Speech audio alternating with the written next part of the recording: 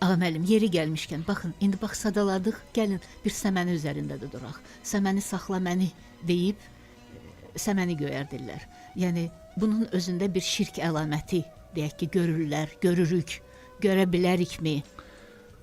Deməli, baxın, biz buğdanı son əsrlərdə onun düzərmə halındakı insana verdiyi faydanın nə olduğunu indi bildik.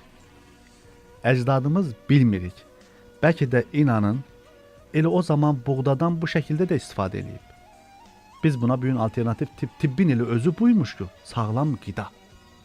İnsanların səməniyə hardan baxması var. Onun qabığının altında bir rəhmət var. Biz babalarımızdan toxumun bərəkətini orada yoxlayıb yoxlamadığını fərqinə vara bilirikmi? Bu buğda yetərlidir yoxsa yetərsizdir? Niyə əkilib bunlar? Amma sonradan kimsə ay səməni, məni saxla, səməni, məni saxlayan deyil. Bu bir şairinmi, bir şeirinmi, kimisə bir fikri, bir düşüncəsi ola bilər. İşin həqiqətində toxum bir bərəkətdir. Allah böyük bir çınar ağacının proqramını, kodunu kiçik bir toxumun içərisində yerləşdirib. Onun qabığının çatlamasından bir həyat başlayır. O sancıdan bir doğuş var, bir diriliş var.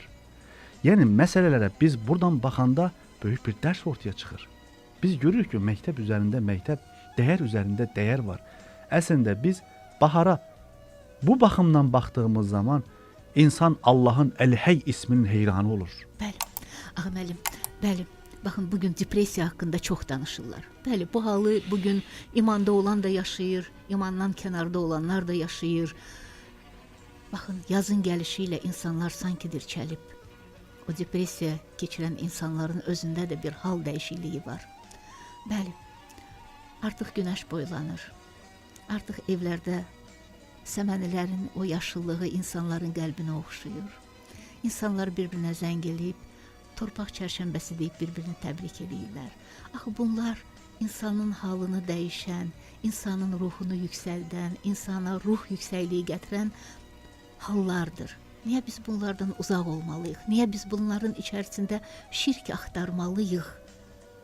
Bir insan, bunu bir dəfə sizə söyləmişdim, başına bir ehkam qoyur. Bir ehkam qoyur. Məsələyə o ehkamın pəncərəsindən baxırsa, cənnətin, Firdevs cənnətinin gözəlliklərini göstərsən belə, başındakı qoyduğu ehkam ona bir pərdə, əngəldir. Yetər ki, insan biraz o inadını, o israrını bıraksın. Bir qarşındakı insana da bir dediklərinə qulaq as. Bir Allahın yaratdığı sənət əsərə, yer kürəsi Rəbbimizin bir rəhmət süfrəsidir. Bunun sahibi Allahdır. Bu gülü Rəbbimiz yaradır. Bu baharı bizə Rəbbimiz nəsib edib.